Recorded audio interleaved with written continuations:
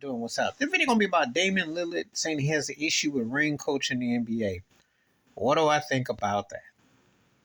This guy just scored 71 points in a game recently, which is an incredible accomplishment. You know, up until recently, I thought the only person who could probably, if they were hot and catch fire, that I've seen in recent years that would probably have a chance somewhere between Wilt Chamberlain's 100 and Kobe's 81 would have been Klay Thompson. I still believe Klay is one of the few people that, hey, he don't even dribble that much. He could get hot.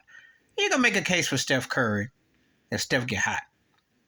The way the NBA is today, you got a lot of people scoring a lot of numbers because Donovan Mitchell scored 71. So you got people putting up numbers.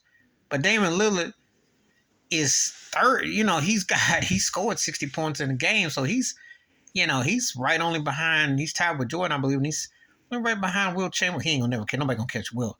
But he's right behind Kobe Bryant. He got a chance to maybe pass that. So I asked myself, if a cat goes through the ball to the score like that, taunts opponents when he wins postseason games, why he ain't about the ring? I kind of am tripping because I could have sworn back in 2014 when he was hitting game-winning shots, I think he sent James Harden home, he sent Paul George home, and he was definitely taunting and trolling. And he says he's the second greatest shooter behind Steph Curry, which I don't agree with. But he's a great offensive talent, no dispute. But he said he's tired of ring culture and chasing. Well, you ain't going to have to worry about in Portland because they don't build nothing around you. And you don't really ask for nothing and you don't pursue. The one time you did go to Western Conference Finals against Golden State a few years ago, Draymond Green ate you up pretty much. And you were lackluster in the second half. You blew 4 games. So I know that that's not something that I attach to you as far as being clutch per se. You know, I think he's a great offensive talent, but he doesn't, he kind of leaves me kind of cold. I think because it doesn't finish off to what it starts. So I'm just kind of like, nonchalant, shrug shoulders. Ring culture has always been part of it, but does it make you...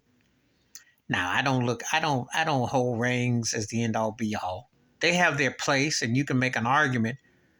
But old school heads will tell you Elgin Baylor is just as great as quite a few players. Obviously you've seen Karl Malone, you've seen Allen Iverson, Patrick Ewing. Those guys, Charles Barkley, they carry weight as much as, because rings got a place, but then those guys carry weight. So it's like, it's like in football. You tell me that Barry Sanders and O.J. Simpson ain't 2 of the greatest players ever, I'm going to look at you sideways and crazy. You tell me in baseball that Barry Bonds ain't arguably the greatest player ever or what have you, I'm going to look at you crazy.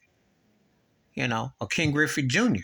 They didn't win rings. See, it crosses sports lines, and it's only in basketball that people make this big whoop about, But the thing about Damian Lillard, he ain't going to be in that kind of situation. I think he's picked as one of the 75 greatest players, his stats. And stats have their place. Regular season is important. But you got to come through in the postseason. But do I look at that and say that you are, does that make or break? I mean, it has its place. But people don't always go by ring count to say that you this or that. Because if that was the case, Bill Russell would be far and away ahead of everybody. And not a lot of people are going to put him as the GOAT.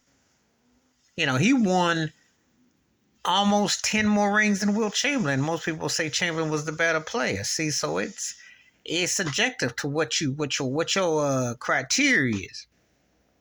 But acting like if a cat don't win a ring, he don't belong, is crazy. I mean, Pistol Pete didn't win the ring, but Pistol Pete was a great player, great talent.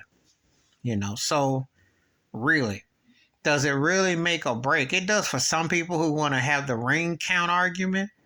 But what does the ring count argument mean exactly? Because that's a whole different topic and discussion. They used to say you win 1, you were great, and you win 2, you're part of a special crew, and anything after that, But that doesn't mean that people sit around and, hold you in high regards because you got that. So It just depends on the player, depends on the criteria. But Damian Lillard, it's kind of one of them situations where right message, wrong messenger. Because I don't buy, you know, could he win a championship with somebody else? I don't even know. Because he doesn't strike me. It's guys like him and James Harden. I don't get this burning desire to be chip worthy. But because they didn't came in an era where Staten and they get paid, so it's a different era. But then again, does it? I mean, Gary Payton won a ring with Miami. He teamed up with Shaq after he tried it with the Lakers 2 years prior, and he tried in '04 and he came back in '06. That ring or no ring, Gary Payton was one of the greatest point guards I ever saw in defense. So, I mean, really, it's all depends on what your criteria is, but it makes for interesting discussion. But what you think? Please hit like, subscribe, welcome thoughts and comments, and I do respond. Thank you. Watch your hands, keep your mind clear, watch out for another, and share the video if you want to, and I'm out.